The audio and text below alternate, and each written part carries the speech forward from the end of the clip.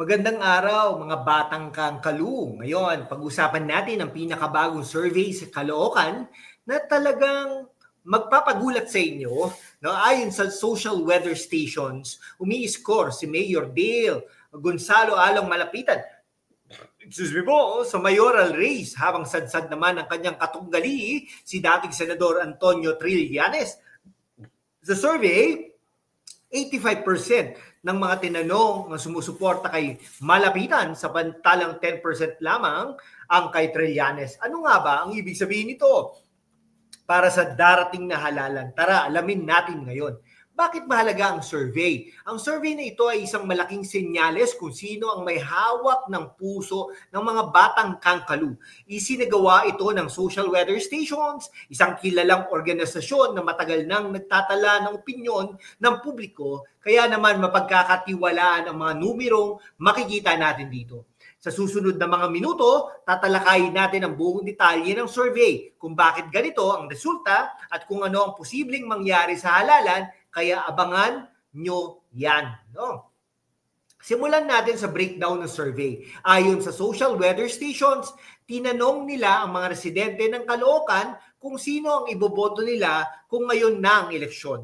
Ang resulta, 85% para kay Mayor Along Malapitan at 10% lang para kay Antonio Trillanes. May iba pang kandidato pero malinaw na 2 tao lang ang talagang nasa laban base sa numerong ito. Paano isinagawa ang survey? Bagamat wala tayong eksaktong petsa o sample size na binanggit sa artikulo, karaniwang ginagawa ng SWS ang mga survey na ito sa pamamagitan ng random sampling. May margin of error din ito, pero sa ganitong laki ng agwat, 85% versus 10%, malinaw na dominanteng suporta ang nakukuha ni Malapitan.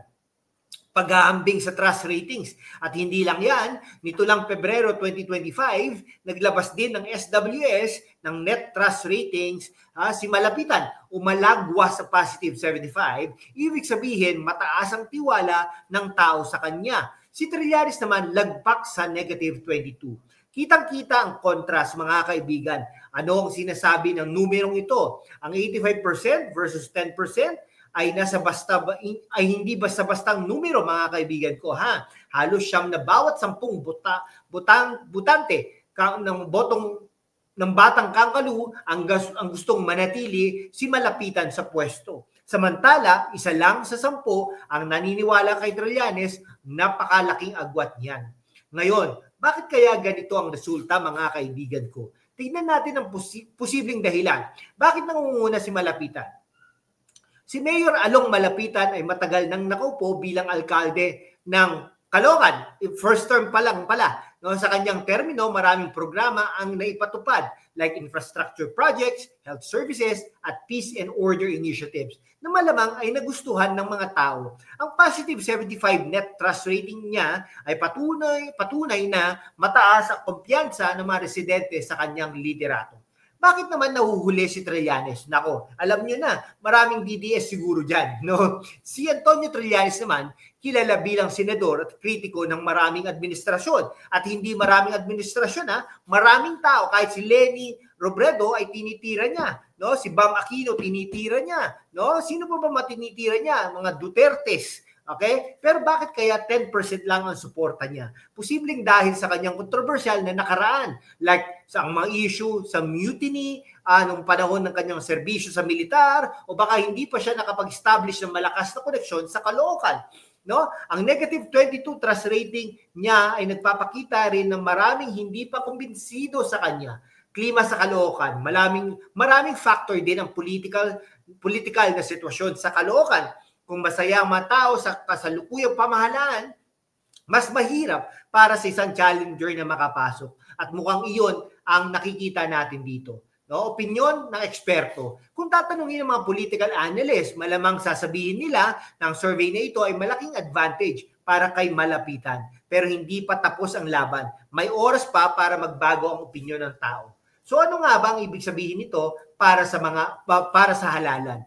No? Kung magpapatuloy ang ganitong trend, mukhang malakas ang tsansang manalo ulit si Malapitan. Pero tandaan, survey lang ito, hindi pa to boto. Marami pang pwedeng magbago-bago ang eleksyon hanggang election day, bago election day. Para kay Malapitan, kailangan niyang panatilihin ang tiwala ng tao. Siguraduhin matatag ang mga programa niya. Kay Trillanes naman, kailangan niya ng malaking turnaround. Baka mas kailangan niyang mag-focus sa grassroots campaign para makilala siya ng mas maraming batang kangkalu. At yun nga ang sinasuggest natin from the very start, kalimutan na niya ang nasyonal. Kalimutan na niya ang mga Duterte. No? I-atras na niya ang kaso dyan sa ICC. Makita mo, baka bigla ka pang manalo. Okay, posible bang bumawi si Trillanes? I don't think so. Mahirap pero hindi imposible din. Lalo na kung magkakaroon ng malaking issue na mapagpapabago sa opinyon ng tao. Pero sa ngayon, si Malapitan ang hari ng survey. Kaya nga mga kaibigan ko, yan ang latest sa Caloocan mayoral race. Ano sa tingin ninyo? Mananatili ba ang suporta kay Malapitan o may pag-asa pa si Senador Antonio Trillanes? I-share ninyo ang inyong opinion dito nyo sa comment section. I-like ang video at i-subscribe para sa mga susunod na update tungkol sa halalan. Salamat sa panonood mga batang kangkalu at hanggang sa muli.